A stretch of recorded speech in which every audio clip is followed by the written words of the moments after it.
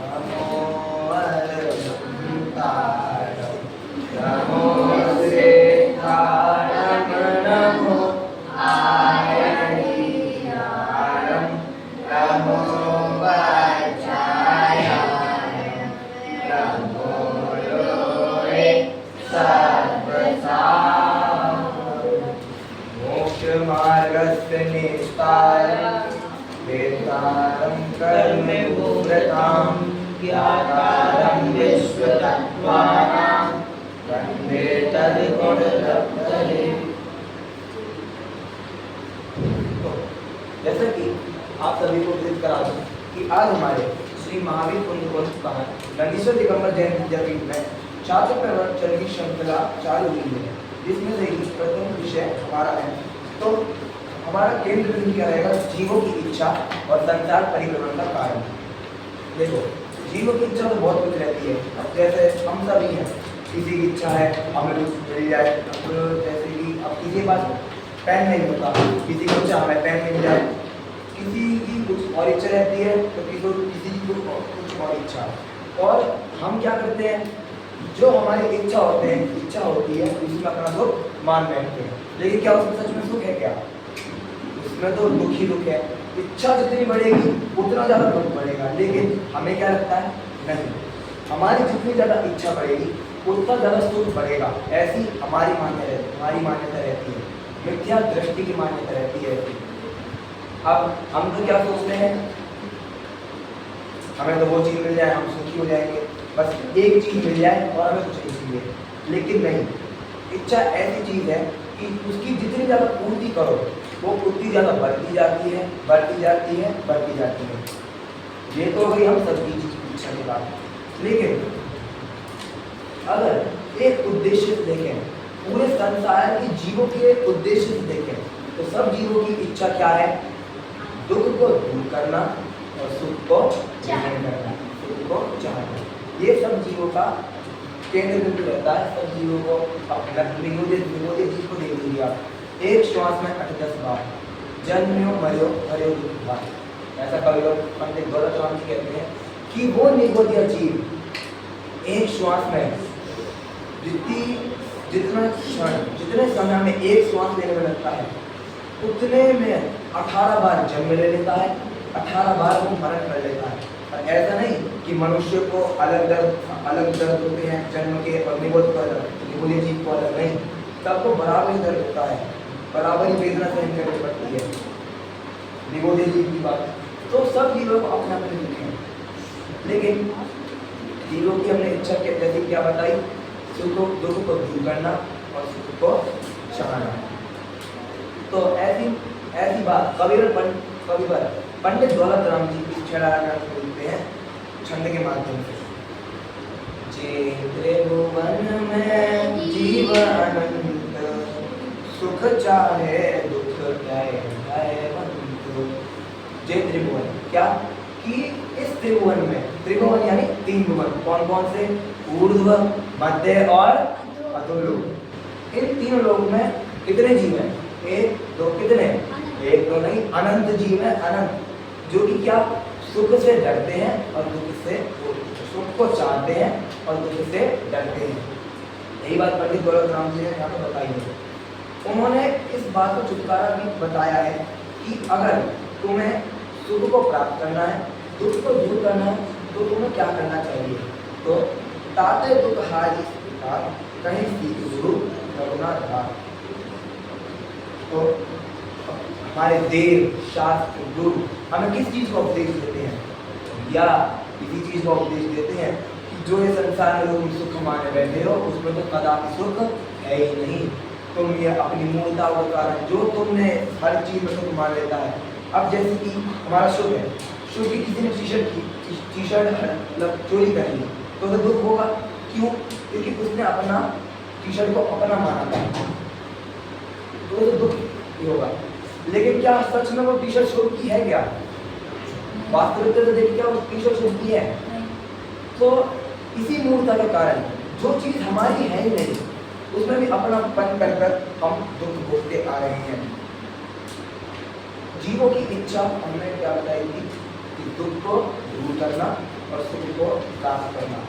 तो सुख को प्राप्त करने के लिए हमारे आचार्यों ने कई उपाय, सब ग्रंथों का अगर मूल उद्देश्य देखा जाए तो वो यही है कि जीव इन सब पर वस्तु में से ममत्व, अपनापन छोड़कर खुद की आत्मा का पहचान करे। ये है दुख को दूर करने की विधि। हमारे आचार्य गद्यपिच्छाचार्य उमा स्वामी कहते हैं सम्यक दर्शन ज्ञान चारित्राणि मोक्ष मार्ग, यानी कि सम्यक दर्शन, सम्यक ज्ञान और सम्यक चारित्र की एकता मोक्ष मार्ग है। अब मोक्ष मार्ग क्या है? जहाँ पर कोई इच्छा नहीं, सब इच्छाओं की परिपूर्णता, जहाँ पर रंच मात्र भी दुख नहीं, जीव जहाँ पर अनंत सुख होता है, आत्मधर्मों का क्षय कर सिद्धिशिला को प्राप्त होता है, वह मोक्ष है। और उसको प्राप्त करने के लिए क्या क्या बताया? सम्यक दर्शन, सम्यक ज्ञान और सम्यक चारित्र। इन तीनों को जब हम ग्रहण करते हैं, इन तीनों के जब पथ पर चलते हैं तो हमें मोक्ष मार्ग प्राप्त होता है। ऐसा नहीं कि तीनों अलग अलग हैं, तीनों की एकता का नाम मोक्ष मार्ग है। अब जैसे कि शिकंजी है, अकेले चीनी से शिकंजी बन जाएगी क्या? अकेले नींबू से, अकेले पानी से? जब तक तीनों चीज मिलेंगी, जब तीनों चीज मिलेंगी तभी तो शिकंजी बनेगी। उसी प्रकार जब सम्यक दर्शन, सम्यक ज्ञान, सम्यक चारित्र, तीनों की एकता होगी, जब हमें क्या मिलेगा? मोक्ष मार्ग। तो यहाँ पर क्या बात हो गई? जीवों की इच्छा। लेकिन आपने ये सोचा कि हम ये संसार परिभ्रमण आखिर कर क्यों रहे हैं? क्या कारण है जो हमें संसार में परिभ्रमण करना पड़ रहा है? हम संसार में घूम रहे हैं। अब क्या कोई बताना चाहेगा कि हम संसार में कितने भवों से हैं? 1, 2, 10, 20, कितने भवों से हैं? अनंत, अनंत, अनादि काल, अनंत, अनादि भावों से हैं। मतलब जिसकी कोई शुरुआत नहीं, उस समय से हम इस संसार में परिभ्रमण कर रहे हैं। लेकिन क्यों कर रहे हैं? इसी कारण कर रहे हैं कि पर वस्तु को अपना माना। अब शराबी का पता है सबको कि जब शराबी शराब पी लेता है तो कैसा नशे में धुत हो जाता है? पत्नी को माँ और माँ को पत्नी बताने लगता है। इतना पागल कि उसे खुदी की होश नहीं रहती। उसी प्रकार यह जीव मोह महामंदिरा माने क्या? मोह माने होता है किसी वस्तु को अपना मानना। जैसे कि समर्थ ने घड़ी पहनी हुई है, अब समर्थ की इस घड़ी में मोह है, समर्थ चाहकर भी इस घड़ी को छोड़ नहीं सकता, क्योंकि समर्थ को क्या है? इसमें, इस घड़ी में मोह है। उसी प्रकार इस जीव को इस संसारिक सुखों में मोह हो जाता है, संसारिक सुखों को अपना मानने लगता है। तो क्या? तो संसारिक सुख यानी मोह मदिरा पीकर, यानी कि जिस प्रकार शराबी शराब पीकर पागल हो जाता है, उसी प्रकार यह जीव मोह रूपी महामदिरा पीकर पागल हो चुका है। इतना पागल अनादि भवों से भटकता आ रहा है। नरक गति में, त्रियंश गति में, सब गतियों में अनंत बार चला गया, लेकिन खुद की पहचान किसने कभी की ही नहीं। क्यों? क्योंकि मोह महामद पीरो अनादि, भूल आपको भ्रमत लगी। भूल आपको अर्थात स्वयं को भूला। स्वयं किसको? अपनी आत्मा को भूला। भ्रमत आदि और व्यर्थ में ही भटकता रहा। अब व्यर्थ में तो भटकते रहे, लेकिन हम अगर एक तरफ देखें तो संसार परिभ्रमण का 3 कारण बताए गए हैं: मिथ्या दर्शन, मिथ्या ज्ञान, मिथ्या चारित्र।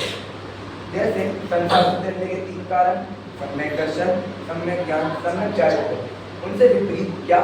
मिथ्या दर्शन, मिथ्या ज्ञान और मिथ्या चारित्र।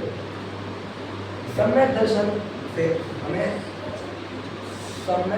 हमें इस देह की प्रति, यानी कि ऐसा होता है कि हम कार्य कर रहे होते हैं, हम कहते हैं कि हमारी टी-शर्ट है, लेकिन अंदर से क्या लगता है कि अंदर से इस संसार में अपना कुछ नहीं है। जीवों की इच्छा प्रतिपल बढ़ती रहती है, लेकिन सम्यक दृष्टि की इच्छा नहीं बढ़ती। सम्यक दृष्टि का ऐसा होता है कि अगर उसे वस्तु मिलती भी है तो उसे फर्क नहीं पड़ता, और नहीं मिले तो भी उसे फर्क नहीं पड़ता। संसार परिभ्रमण का यही कारण है। सबसे अगर मूल कारण देखें संसार परिभ्रमण का, तो क्या है कि इस जीव ने जिसको पहचानना था उसी नहीं पहचाना। तो संजीव उस्मान को कहते हैं ना भक्ति में, जो जानने योग्य था बस उसी को ना जाना। जानने योग्य कौन था? क्या ये टी शर्ट, ये शरीर, कौन था जानने योग्य? आत्मा। अरे मैं स्वयं आत्मा था जिसको मैंने स्वयं जाना नहीं, और स्वयं को जानने बिना ये अनादिकाल से भटक रहा हूँ, अनादि भवों से भटक रहा हूँ और व्यर्थ परिभ्रमण कर रहा हूँ। नरक में कितने दुख भोग कर भी ये चीज स्वयं की पहचान नहीं कर पाया। कुछ जीवों की इच्छा क्या रहती है? अरे मनुष्य गति में अच्छे कर्म करेंगे, देव गति में जाएंगे, वहां पर बढ़िया आराम से रहेंगे, सुख भोगेंगे, कुछ करना नहीं पड़ता, कुछ नहीं। अरे जिस देव गति में तुम सुख मान रहे हो, अगर उस देव गति में सुख होता तो हमारे सिद्ध भगवान उस गति को छोड़ते क्यों? वो मोक्ष मार्ग क्यों जाते? क्या देव गति में सच में सुख है? अगर सच में सुख होता तो हमारे वीरेंद्र भगवान मोक्ष मार्ग जाते क्या? वो मोक्ष मार्ग उन्होंने क्यों चुना? क्योंकि वास्तविकता में जिस चीज में हम सुख मानते हैं उस चीज में सुख है ही नहीं। देव गति में क्या सुख मानते हैं? हमारे एक भोग है देव गति में खाने। अगर कुछ लोगों को पता होगा, कुछ लोगों को नहीं होता कि जब देवों को भूख लगती है, जब भूख सहन होती है, तो उनके गले में से स्वयं अमृत झड़ जाता है, उनका पेट जिससे भर जाता है। हर पल छुटकारा, हर पल में जो चाहे जब चाहे वो कर सकते हैं। देवों क्या, जब चाहे जब धरती में जा सकते हैं, जब चाहे वहाँ घूम सकते हैं, हर भोग देवों को मिलता है। लेकिन देवगति के दुख वो अलग विषय हो गए, लेकिन जीवों की इच्छा क्या रहती है कि हम देवगति में जाएं, वहाँ पे सुख को भोगें। इस इच्छा को लेकर ही जीव परिभ्रमण करता रहता है। अब मनुष्य गति की बात रही, तो संसार परिभ्रमण तो हमारी गति 4 गतियां बताई गई हैं: देव, मनुष्य, नरक और त्रियम। इन चारों गतियों में जीव अनादिकाल से भटकता आ रहा है। क्यों? अब स्वयं को नहीं पहचाना, देवगति को जानने में सुख मानता है। अब भी ये जीव खुद को नहीं पहचान, खुद की पहचान नहीं कर पर वस्तुओं को मन को मानता है। लेकिन हमारे जो आचार्य हैं वो हमें बार बार समझाते हैं कि रे मूर्ख, तू जिसको अपना मानता है वो ही तेरा नहीं है। तू इस शरीर को अपना मानता है, वो शरीर भी तेरा नहीं है। कौन कौन कहता है कि शरीर अपना है?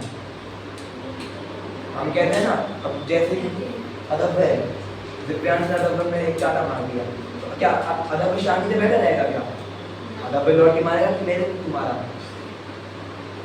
यही है, हम सबको हम शरीर को अपना मानते हैं, लेकिन क्या शरीर अपना है? क्या आप शरीर को अपने बस में कर सकते हो? अगर शरीर की तो बस की बात नहीं। अगर जरा वो आपने सुना है पोलो बीमारी का नाम सुना है? पैरालाइजिस में हाथ जिस शरीर अंग में पैरालाइज होता है ना, उठ नहीं पाता वो अंग। जिस शरीर को आप अपना मानते हो उसी पे तुम्हारा बस नहीं है। फिर भी ये जीव अपना अरे ये सब संसारिक सुख मेरे हैं, मैं इसका स्वामी हूँ, पता नहीं क्या क्या मानता रहता है। तो यही जीवों की इच्छा, जीवों की इस इच्छा के कारण ही संसार में परिभ्रमण करता है। तो जीवों को दुख से दूर करने की और सुख के पास लाने का आचार्य ने क्या उपाय बताया था? सम्यक दर्शन, सम्यक ज्ञान और सम्यक चारण। ये 3 उपाय हमारे आचार्यों ने बताए थे। लेकिन अब कोई कहता है कि भैया सम्यक दर्शन तो बहुत बड़ा पद भी है, हम नहीं कर सकते सम्यक दर्शन। कैसे नहीं कर सकते सम्यक दर्शन? तुम अपनी सम्यक दर्शन की इच्छा भी चाहना ना, वो लोभ का शाय होती है। तो मैं सम्यक दर्शन की चाह भी नहीं करती। अपनी आत्मा का ध्यान करो कि मैं स्वयं आत्मा हूँ, मैं ज्ञानानंद स्वभावी, इन देह राग आदि वस्तुओं से भिन्न मैं आत्मा परमात्मा हूँ। जीवों की अब आपने कहीं भी देख लेंगे कि मुनिराज करते हैं, ध्यान करते हैं, कुछ मुनिराजों को मोक्ष होता है, कुछ मुनिराजों को नहीं होता। कुछ मुनिराजों का कारण क्या रहता है कि उन्हें मोक्ष की इच्छा रहती है। हमारे ग्रंथों में मोक्ष की इच्छा को करने को नहीं मना करा। ऐसा नहीं कि तुम अब कोई लोग उल्टा समझने लगेंगे कि मोक्ष की इच्छा नहीं करना तो फिर हम क्या करें। मोक्ष पाना है वो बात सही है, लेकिन ये नहीं हे भगवान हमें मोक्ष हो जा, हे भगवान हमें मोक्ष हो जा, ये नहीं। अपनी आत्मा को पहचानो, स्वयं को पहचानो। ऐसा कहा है, ऐसा कहा गया है। स्वयं को सुधारो, संसार परिभ्रमण अपने आप ही बंद हो जाएगा। अब हम परिभ्रमण हो जाएगा,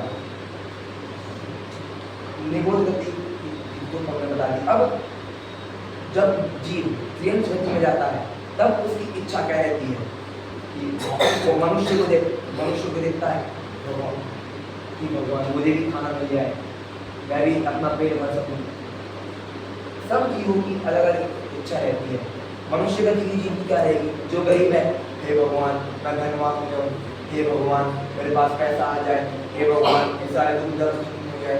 और जो अमीर लोग हैं उनकी क्या रहती है, हे भगवान और पैसा आ जाए, और पैसा आ जाए, हे भगवान ये पैसा चोरी हो गया तो चोरी। इस चीज की इच्छा टेंशन रहती है। अब हम सबकी इच्छा क्या रहती है, हम अपनी व्यवहारिक रूप में देखें तो अगर मुकेश अंबानी, हम तो मुकेश अंबानी हो जाए बंदा, हमको मुकेश अंबानी की जगह पहुंच जाए, बढ़िया पैसा होगा, मस्त मजा आ जाएगा, जिंदगी फुल होगी। मुकेश अंबानी की इच्छा क्या है, मुकेश अंबानी की बीमारियां भी ऐसी हैं कि वो नमक और शुगर नहीं खा सकता। और मुकेश अंबानी की क्या इच्छा रहती होगी कि मैं इन साधारण लोगों जैसा बन सकूं, कम से कम अपने स्वास्थ्य खाना खा सकूं। तो इस जीव की इच्छा यही रहती है, किसी की कुछ इच्छा है, किसी की कुछ इच्छा।